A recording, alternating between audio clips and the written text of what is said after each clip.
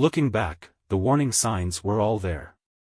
My name is James, and I'm just an average guy, or at least, I thought I was. I've been married to Melissa for 12 years. To outsiders, we were the perfect couple, a nice house, 2 kids, and family vacations that looked picture-perfect on social media. But deep down, something had shifted, and I couldn't quite put my finger on it. It all started about a year ago when Melissa began acting distant. She'd always been chatty, the kind of woman who filled the house with her voice, even if it was just about the weather or something funny she saw online. But suddenly, there were silences. Long silences. At first, I thought she was just tired or stressed. She'd started volunteering for more community projects and was busier than usual. But it wasn't just exhaustion. It was like she was somewhere else, mentally checked out, even when we were in the same room. One night, we were sitting on the couch watching TV. Normally, Melissa would be scrolling through her phone, making sarcastic comments about the characters on screen. But that night, she kept glancing at her phone with this sly little smile, like she had a secret. When I asked what was so funny, she waved it off, saying it was just a silly meme her friend sent. Something about her tone felt off, but I brushed it aside. Who was I to accuse her of anything? As the weeks went by, the distance grew. She started coming home later from her community meetings. "We're planning the annual fundraiser," she said. "It's a big deal this year, and I'm heading the committee." It sounded reasonable enough, but I couldn't ignore the way she'd slip into the bedroom to take certain calls or how she'd suddenly get defensive if I casually asked who she was texting.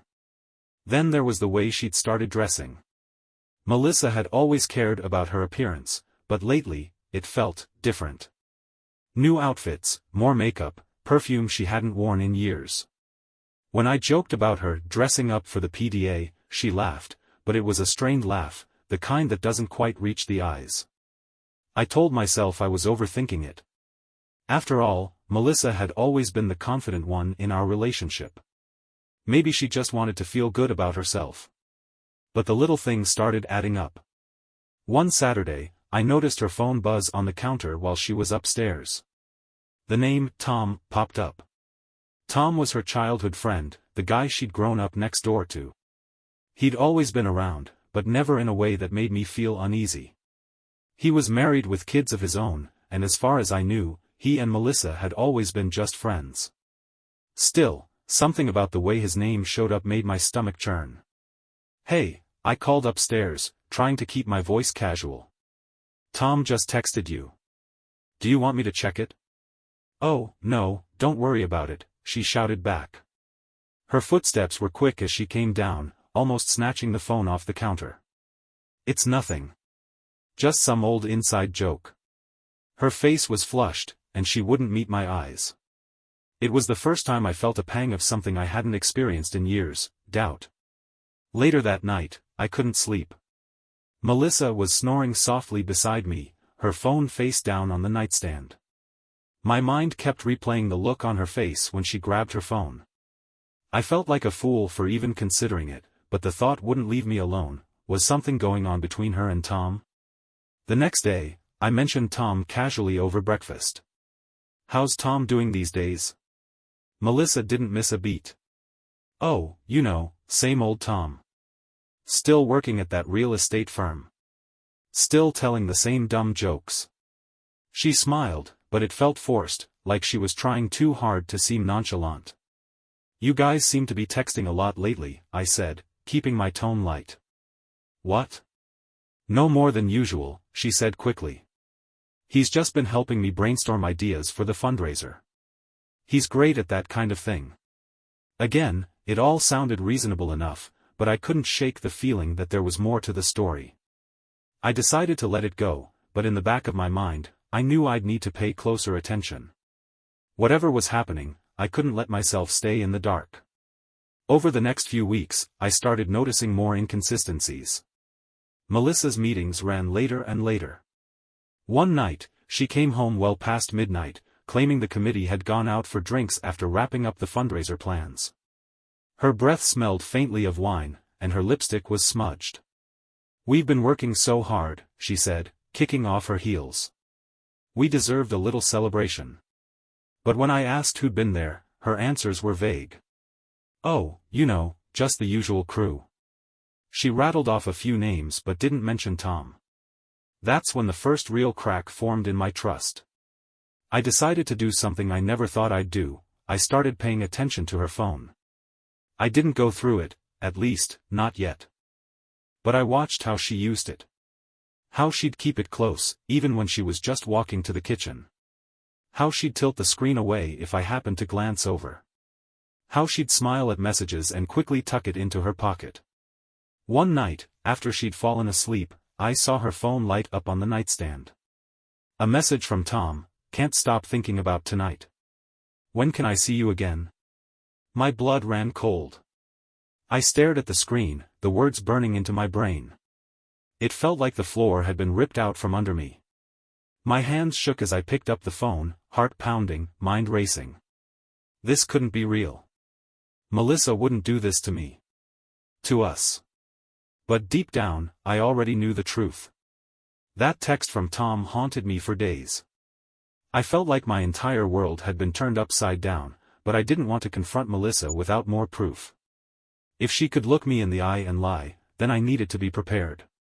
So, I started watching more closely. The first thing I noticed was how guarded she'd become with her phone. She'd started taking it with her everywhere, to the bathroom, to the laundry room, even when she was just stepping outside to grab the mail. It was like she knew I'd seen something and was trying to cover her tracks. That only made me more determined.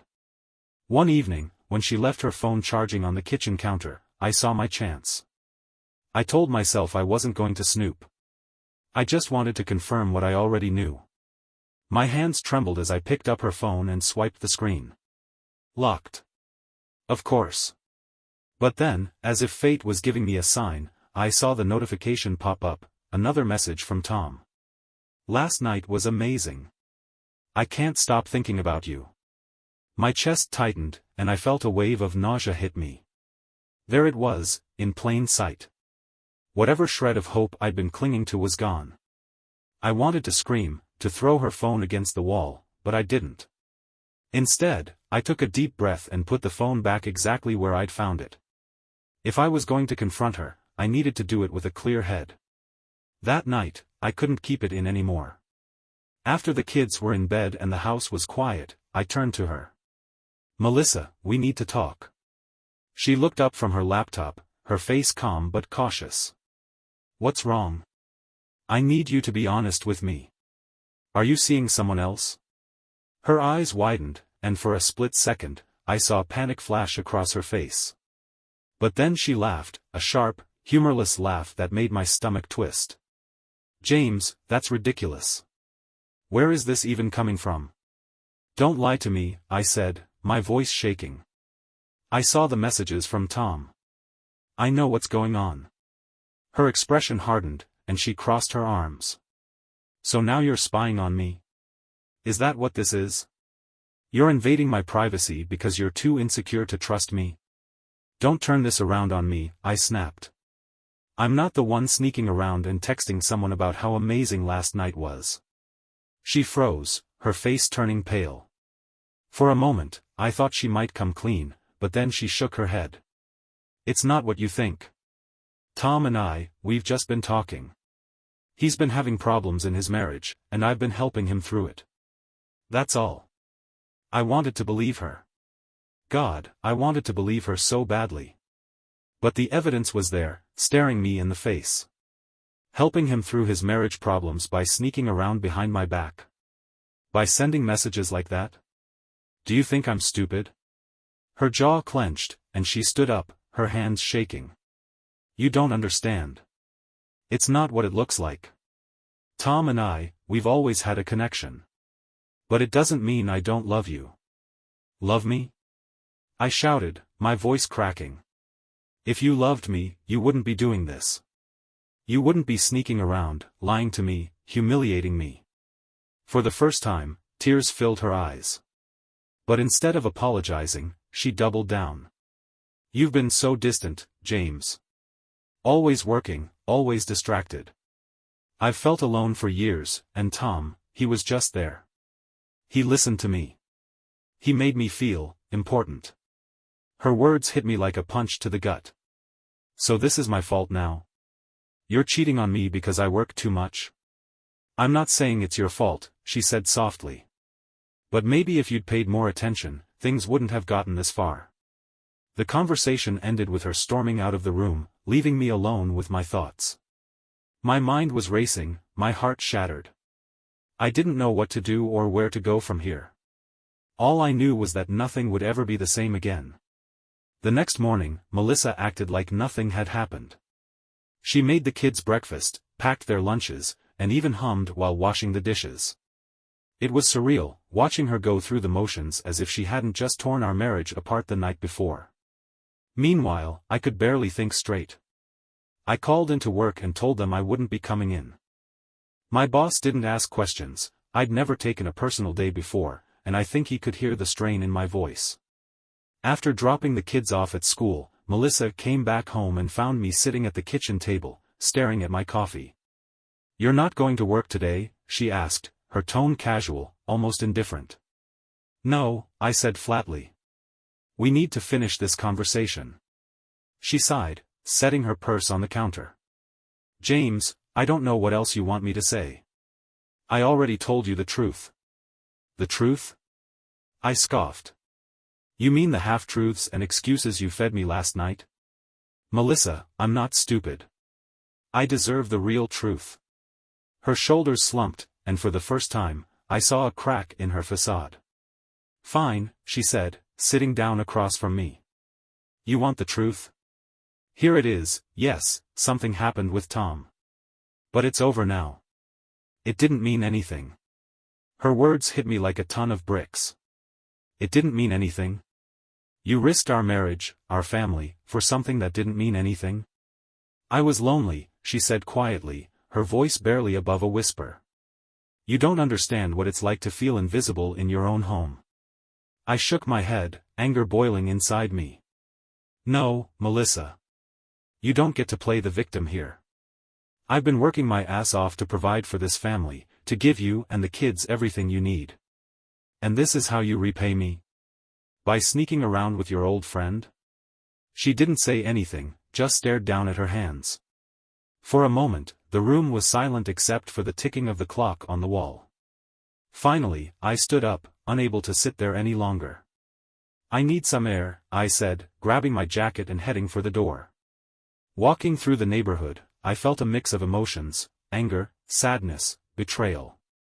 I thought about the years we'd spent together, the life we'd built. How had it come to this? I wanted to believe her when she said it was over, but how could I trust her after everything? I ended up at a nearby park, sitting on a bench and staring at the empty playground. Memories of happier times flooded my mind, pushing the kids on the swings, laughing with Melissa as we chased them around. Those moments felt like a lifetime ago. My phone buzzed in my pocket, pulling me out of my thoughts. It was a text from Melissa. "I'm sorry, James. Please come home so we can talk." I stared at the message, torn. Part of me wanted to go back and try to fix things, to fight for our family. But another part of me wasn't sure if I could ever look at her the same way again.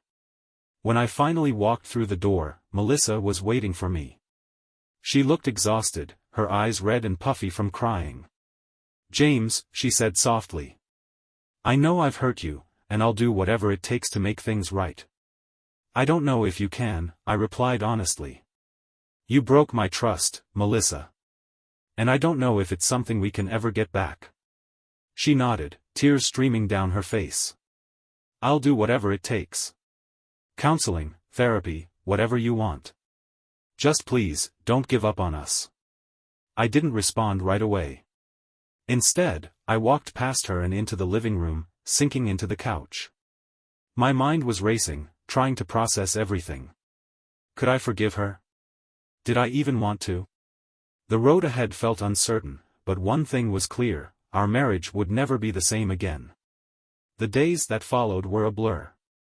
Melissa and I decided to try counseling, not because I was sure I wanted to save the marriage, but because I needed answers. I wanted to understand how we'd reached this point. Our first session was awkward. We sat in a small, dimly lit room across from a therapist named Dr. Bennett. She was calm and composed, her soothing voice encouraging us to open up. "So, James, Melissa," she began, "what brings you here today?" I hesitated, glancing at Melissa, who was staring at the floor. "We've had some issues," I finally said. "Trust issues." Melissa's eyes filled with tears, but she didn't interrupt. Dr. Bennett nodded, her expression empathetic. "Trust is a cornerstone of any relationship. It's clear that both of you are carrying a lot of pain right now. James, would you like to elaborate?" I took a deep breath and recounted everything, the messages, the lies, the late nights. I didn't sugarcoat it, but I also didn't yell or accuse. Dr. Bennett listened intently, taking notes and occasionally nodding. When I finished, she turned to Melissa. "Melissa, how do you respond to what James has shared?" Melissa wiped her tears and finally looked up. "He's right. I've made mistakes. I've hurt him, and I'll regret it for the rest of my life. But I wasn't trying to destroy our marriage. I was just lost." "Lost how?" Dr. Bennett prompted gently. Melissa hesitated, searching for the right words. "I felt invisible," she finally said. "James has always been a good provider, a great dad. But somewhere along the way, we stopped being partners. I felt like a ghost in my own home, like nothing I did mattered anymore. And then Tom, he made me feel seen. Important." Her words stung, but I forced myself to stay calm. "So instead of talking to me about it, you turned to him?" "I didn't plan for it to happen," she said, her voice breaking. "It just did. And by the time I realized how far it had gone, I didn't know how to stop." Dr. Bennett intervened, her tone firm but compassionate. "It's clear that both of you are carrying a lot of pain. James, how do you feel hearing Melissa's explanation?"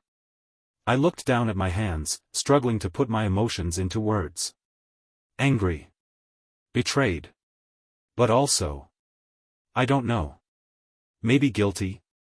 Like maybe I should have noticed something was wrong sooner. Dr. Bennett nodded. "It's normal to feel a mix of emotions in situations like this. Healing takes time, and it starts with open, honest communication." The sessions continued weekly. Some days felt productive, like we were making real progress. Other days, it felt like we were going in circles, rehashing the same arguments. Melissa was trying, I could see that. She'd started being more transparent, showing me her phone without me asking, volunteering details about her day. But the doubt lingered, like a shadow I couldn't shake. One night, after the kids were in bed, Melissa sat down next to me on the couch. "James, can I ask you something?" I glanced at her warily. "What is it? Do you think you'll ever be able to forgive me?" Her question caught me off guard. I'd been so focused on getting through each day that I hadn't really thought about forgiveness. "I don't know," I admitted. "I want to. For the kids, for us. But it's not something I can just decide overnight." She nodded, tears welling up in her eyes. "I understand. I'll keep trying, for as long as it takes." Weeks turned into months. Slowly, things began to feel different. Not normal. Normal felt like an impossible goal. But there was a new kind of rhythm to our lives. We talked more, not just about logistics or the kids, but about us. About what we wanted, what we needed. It wasn't perfect, but it was a start. One day, while cleaning out the garage, I stumbled across an old photo album. Flipping through the pages, I saw pictures of our wedding, our honeymoon, the early days when everything felt so simple and easy. I felt a pang of nostalgia, but also a glimmer of hope. Maybe, just maybe, we could find our way back to that place. Or at least, somewhere close to it. As I write this, I don't know what the future holds. Melissa and I are still a work in progress, and some days are harder than others. But for the first time in a long time, I feel like we're both trying. And maybe that's enough for now. As I sit here writing this, a full 2 years have passed since the day I discovered Melissa's betrayal. It's strange to think about how much has changed since then. Our marriage isn't the same, but neither are we. And maybe that's a good thing. In the beginning, I thought the pain of her affair would never fade. It felt like a wound that would never heal, no matter how much time passed. But as the days turned into weeks and the weeks into months, I began to notice something shifting. The anger and hurt that had consumed me started to lessen. Slowly, I found room for other emotions, understanding, compassion, even forgiveness. Forgiveness was the hardest part. It didn't happen all at once, and it didn't mean forgetting what had happened. Forgiveness, for me, was about letting go of the power her actions had over me. It was about choosing to move forward rather than staying stuck in the past. And in forgiving her, I also learned to forgive myself, for the ways I'd contributed to the cracks in our marriage, for not recognizing the signs sooner, for not being the partner she needed. One of the biggest lessons I've learned through all of this is the importance of communication. Melissa and I used to think we were good at it. We talked about the kids, our schedules, our plans for the future. But we never really talked about us, about how we were feeling, what we needed from each other, what we feared. Those conversations are hard, but they're necessary. Without them, it's too easy to drift apart, to assume everything is fine when it's not. I've also learned that love isn't always enough. Melissa and I loved each other deeply, but that didn't stop us from hurting each other. Love needs to be supported by respect, trust, and effort.